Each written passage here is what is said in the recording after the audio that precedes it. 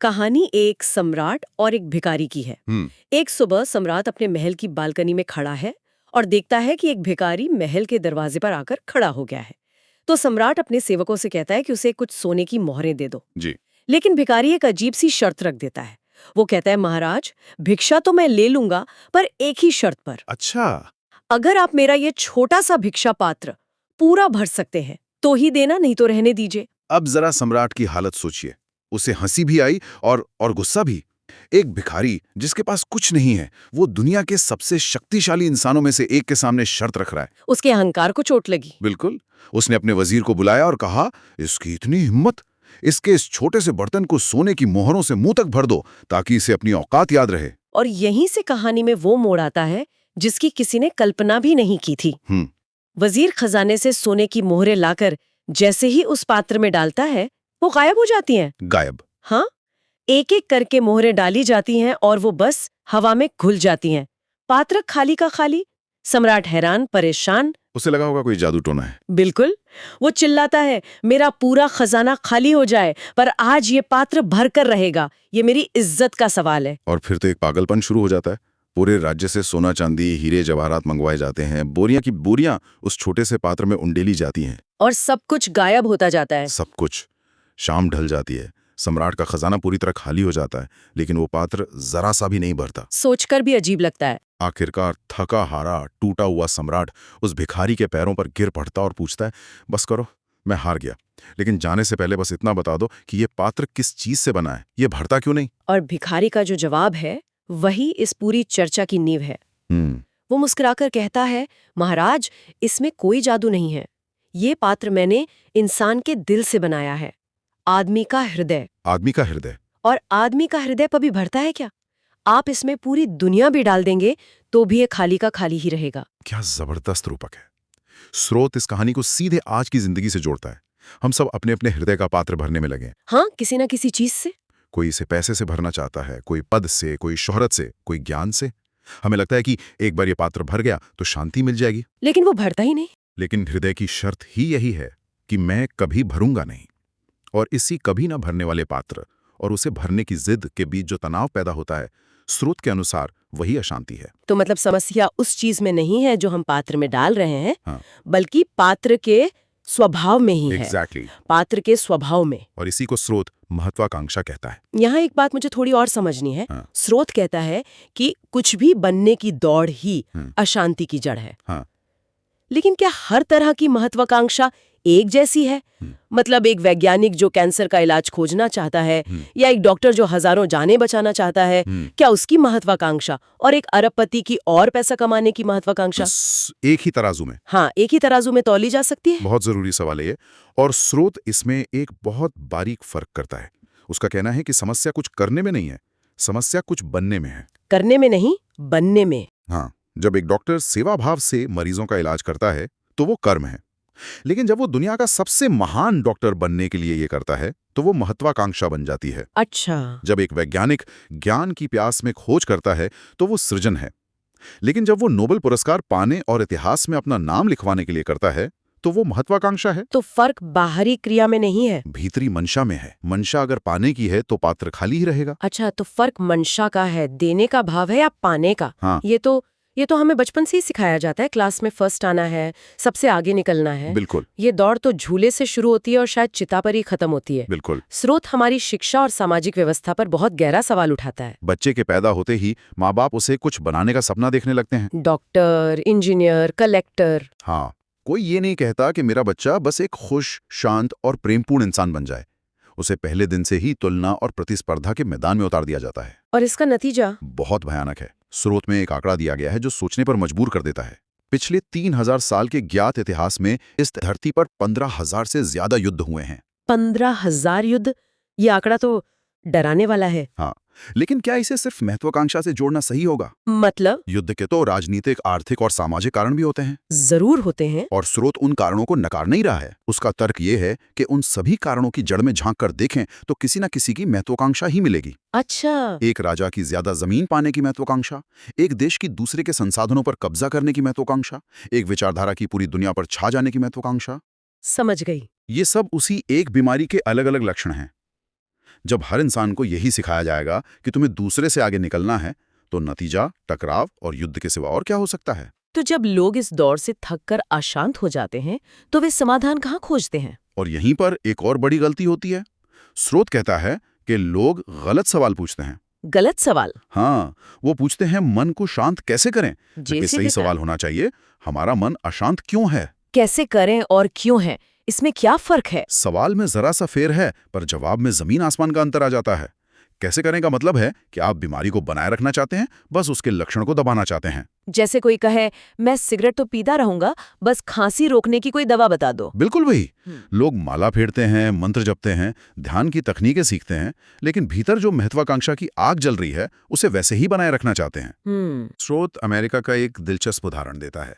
वहां ध्यान और मेडिटेशन को नॉन मेडिसिनल ट्रैंक्विलाइजर यानी बिना दवाई वाली नींद की गोली के तौर पर देखा जाता है। अच्छा, नींद की गोली? हाँ, लोग ये नहीं पूछ रहे हैं कि हमें तनाव की वजह से नींद क्यों नहीं आ रही, वो बस नींद लाने की कोई तरकीब चाहते हैं। क्योंकि कारण को देखने का मतलब होगा कि अपनी जिंदगी की पूरी बुनियाद को बदलना पड़ेगा। हाँ, और वो कोई नहीं करना चाहता। बिल्कुल।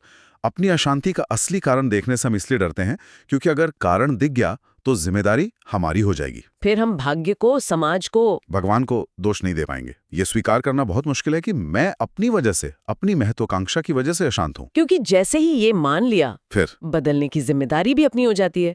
और बदलने से ज्यादा आसान है कोई गोली खा लेना या कोई तकनीक सीख लेना। तो अगर तकनीकें और बाहरी उपाय सिर्फ लीपाप होती हैं, तो असली समाधान क्या है? क्या हमें सब कुछ छोड़कर जंगल चले जाना चाहिए? नहीं, बिल्कुल नहीं। स्रोत भागने के सख्त खिलाफ है। वो एक बहुत सुंदर रूपक देता है बैलगाड़ी के पहिए का। बैलगाड़ी का पहिया? हाँ, पहिया घूमता है, उसका काम है। अगर पहिया ना घूमे तो गाड़ी आगे कैसे बढ़ेगी? लेकिन पहिया जिस कील पर घूमता है, जिसे धुरी कहते हैं, वो अपनी जगह स्थिर रहती है। स्थिर रहती है। अगर वो कील भी घूमने लगे तो पहिया बिखर जाएगा, गाड़ी टूट जाएगी। बिल्कुल। हमारा जीवन भी ऐसा है। हमारा व्यक्तित्व, हमारा शरीर, हमारा कामकाज, ये सब पहिए की तरह सक्रिय रहें, घूमते रहें। लेकिन हमारा केंद्र, हमारा चित्त, वो उस कील की तरह शांत और स्थिर होना चाहिए। यानी बाहर सक्रियता और भीतर शांति। ये सुनने में तो अच्छा लगता है, पर होता कैसे है? स्रोत कबीर का उदाहरण देता है ना। और वो बहुत सटीक उदाहरण है। कबीर को जब आत्मध्यान हुआ, जब उनका चित्त शांत हो गया, तो उन्होंने कपड़ा बुनना नहीं छोड़ा। वो अपना काम करते रहे। वो अपनी चादरें वैसे ही बुनते रहे। लेकिन अब मंशा बदल गई थी। पहले शायद वो कुछ बनने के लिए या गुजारे के लिए कपड़ा बुनते होंगे। अब वो सिर्फ आनंद के लिए, सृजन के लिए, देने के लिए बुनते थे। उनका काम ही उनकी प्रार्थना बन गया। एग्जैक्टली। जब भीतर की दौड़ खत्म हो जाती है तो बाहर का हर काम बोझ नहीं, उत्सव बन जाता है। ठीक है, तो इसे थोड़ा और प्रैक्टिकल बनाते हैं। किसी आम इंसान के लिए इसका क्या मतलब है? स्रोत एक प्रयोग का सुझाव देता है। हाँ, एक 15 दिन का प्रयोग। हाँ। स्रोत कहता है कि सिर्फ 15 दिन के लिए महत्वाकांक्षा को पूरी तरह से छोड़कर जीकर देखें। सिर्फ 15 दिन? हाँ, सुबह उठकर ये ना सोचें कि आज क्या पाना है, किससे आगे निकलना है, कौन सी मंजिल फतेह करनी है। बस ये भाव रखें कि जो है, जैसा है, ठीक है, मुझे कहीं नहीं पहुंचना है। और काम? जो काम सामने आए उसे पूरी ऊर्जा और आनंद से करें, लेकिन नतीजे की चिंता के बिना। ये प्रयोग सुनने में जितना आसान लग रहा है, करने में उतना ही मुश्किल होगा। बहुत मुश्किल। हमारा दिमाग तो प्रोग्राम ही आगे बढ़ने के लिए हुआ है। खाली बैठने पर तो वो और बेचैन हो जाएगा। उसे लगेगा कि मैं बाकियों से पीछे रह जाऊंगी। बिल्कुल। और स्रोत इस चुनौती को स्वीकार करता है। वो कहता है कि पहले 2-4 दिन तो शायद बेचैनी और बढ़ेगी। मन बार बार कहेगा, ये क्या कर रहे हो, समय बर्बाद हो रहा है। लेकिन अगर कोई उस शुरुआती बेचैनी को झेल गया, तो उसे पहली बार उस शांति की झलक मिलेगी जो किसी चीज को पाने से नहीं मिलती, बल्कि कुछ ना पाने की चाहत से मिलती है। वो शांति जो हमेशा से वहां थी, बस हमारी दौड़ के शोर में दबी हुई थी। जैसे ही दौड़ का दिया बुझता है, शांति का अंधेरा अपने आप छा जाता है। उसे बुलाना नहीं पड़ता। और ये बात हमें एक और भी गहरे सवाल की तरफ ले जाती है। कुछ बनने की इस दौड़ में हम शायद ये सवाल पूछना ही भूल जाते हैं कि हम हैं क्या। एकदम सही। हम जो बनने की कोशिश कर रहे हैं वो तो हम हैं नहीं, और हम जो पहले से हैं उसे हम जानते नहीं। इसी को समझाने के लिए स्रोत मिस्र के एक बहुत पुराने मंदिर की कहानी सुनाता है। हजारों साल पुराने इस मंदिर के गर्भगृह में देवता की मूर्ति पर हमेशा एक पर्दा पड़ा रहता था। और किसी ने कभी नहीं देखा था कि पर्दे के पीछे क्या है। कभी नहीं। फिर एक दिन एक युवा पुजारी ने हिम्मत करके वो पर्दा हटा दिया। उसे लगा कि अब उसे ईश्वर के दर्शन होंगे। और उसने पर्दा हटाया और हैरान रह गया। पर्दे के पीछे कोई मूर्ति नहीं थी। वहां एक बहुत बड़ा आईना लगा हुआ था, जिसमें उसे अपना ही चेहरा दिखाई दिया। अपना चेहरा? हाँ, संदेश साफ था, ईश्वर कहीं बाहर नहीं है, तुम खुद को ही नहीं जानते। असली मंदिर वो है जहां तुम्हें यह दिख जाए कि तुम कौन हो। तो आखिरी और सबसे जरूरी सवाल है, मैं कौन हूं?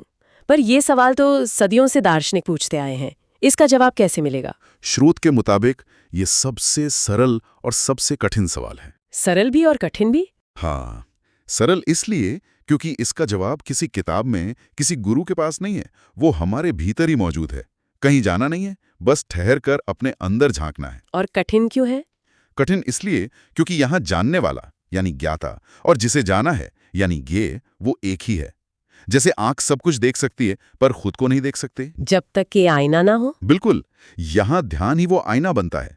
तो यह कोई बौद्धिक पहेली नहीं है, कोई फिलॉसफी का सवाल नहीं है जिसका जवाब रट लिया जाए। ये एक आंतरिक अनुभव की बात है। बिल्कुल, हमारी चेतना, हमारी ऊर्जा जो दिन भर बाहर की चीजों में उलझी रहती है, दुकान में, दफ्तर में, मोबाइल में, उसे वापस अपने केंद्र पर लाने का नाम ही ध्यान है। श्रोत इसे प्याज के छिलके उतारने जैसा बताता है। एक एक परत हटाते जाओ। मैं ये शरीर नहीं हूं क्योंकि मैं इसे देख सकती हूं।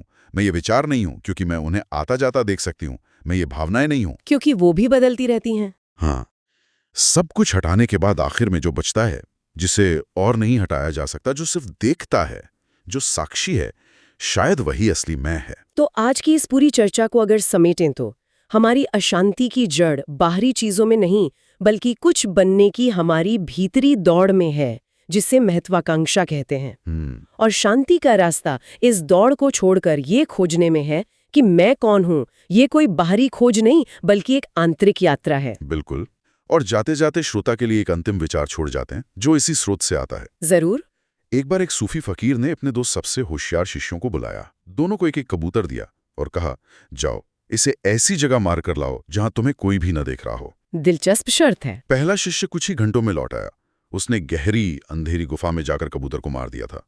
उसने कहा, गुरुदेव, वहां इतना अंधेरा था कि कोई भी नहीं देख सकता था। और फकीर ने कुछ नहीं कहा? कुछ नहीं कहा। दूसरा शिष्य कई दिन, कई हफ्ते, फिर महीने बीत जाने के बाद लौटा।